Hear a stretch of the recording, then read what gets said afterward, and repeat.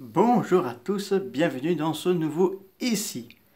Et si Godzilla avait affronté un Rathalos dans le Godzilla de 2014 de Garth Edwards, à place d'Emuto.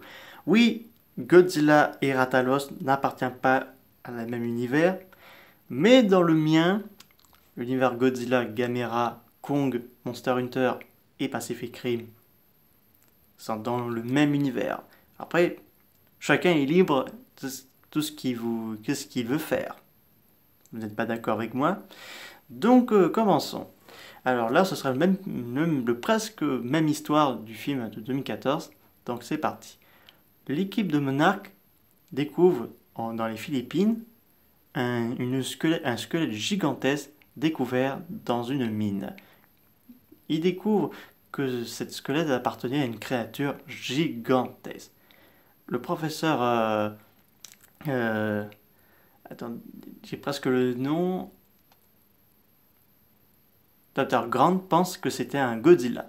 Mais le professeur Ichiro Serizawa lui répond que non, c'est autre chose, car cette créature possédait des ailes.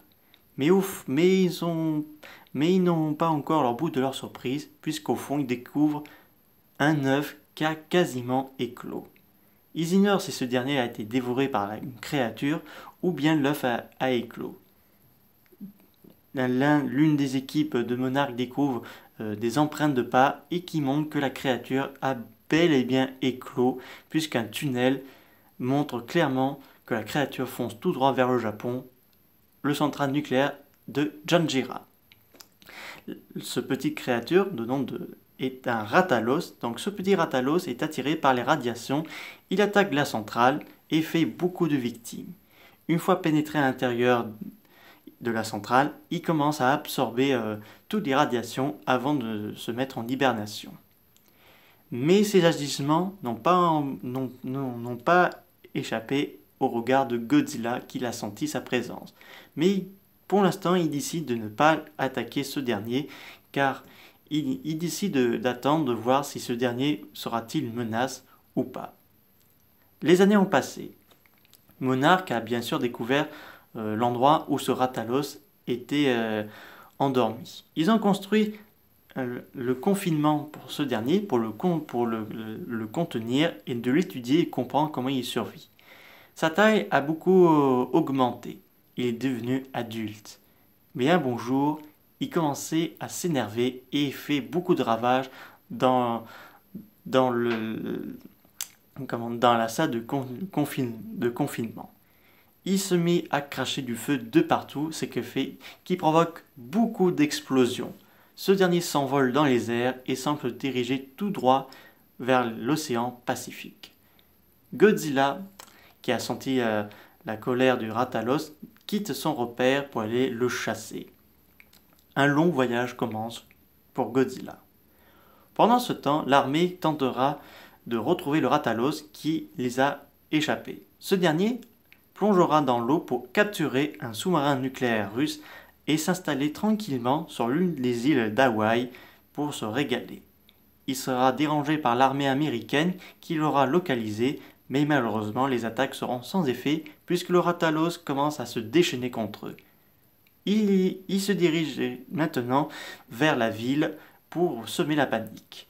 Au même moment, Godzilla débarque et provoque un gigantesque tsunami qui engloutit la ville entière. Le Rathalos, qui n'a pas encore aperçu Godzilla, commence à faire des ravages à l'aéroport. Malgré que l'armée de l'air arrive à repousser l'envahisseur, ce dernier est carrément puissant et indestructible. Au moment où c'est la panique, derrière les mers de flammes, une patte gigantesque résonne la zone concernée, et un grognement également. Le Rathalos se retourne et fait face à un Godzilla qui est prêt à combattre ce dernier. Les deux kaiju se jetteront l'un sur l'autre dans un combat épique et sanglant. Malgré cela, le Rathalos arrive à s'enfuir et Godzilla le pourchasse de nouveau. Suite à cette situation, l'armée devra prendre une décision, soit laisser Godzilla s'en charger, ou bien préparer une bombe pour le tuer.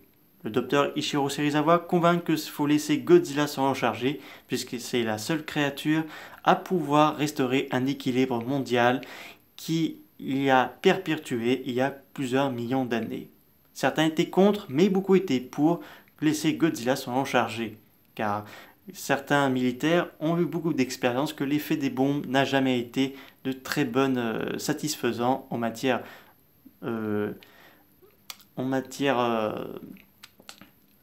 immobilier, enfin pas forcément ça, je n'ai pas trouvé le bon mot, désolé, ou bien de vie, car les bombes nucléaires ont causé la mort de beaucoup de gens, donc le général décide de laisser le sort de l'humanité à Godzilla. Le Ratalos vole toujours en direction, mais cette fois-ci en Amérique du Nord, où il s'attaque à Las Vegas en le transformant la ville au milieu du milieu du désert en véritable champ de feu. Il ne reste plus rien de la ville. Le Ratalos s'envole vers l'ouest où il va s'installer à San Francisco pour se reposer.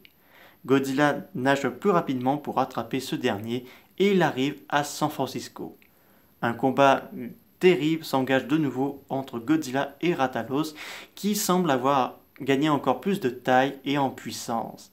Les deux kaiju se jettent l'un sur l'autre et malgré ça, le Ratalos arrive à mettre Godzilla KO. Alors qu'il pense avoir terrassé ce dernier, il voit la queue de Godzilla qui devient une couleur bleue et ce dernier prépare à lancer son rayon atomique sous le Ratalos qui est à moitié brûlé.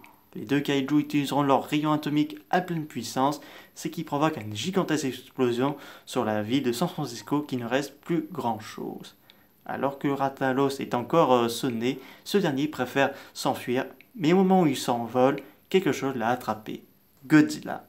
Godzilla lui saisit la mâchoire et utilise son rayon atomique à pleine puissance pour le tuer.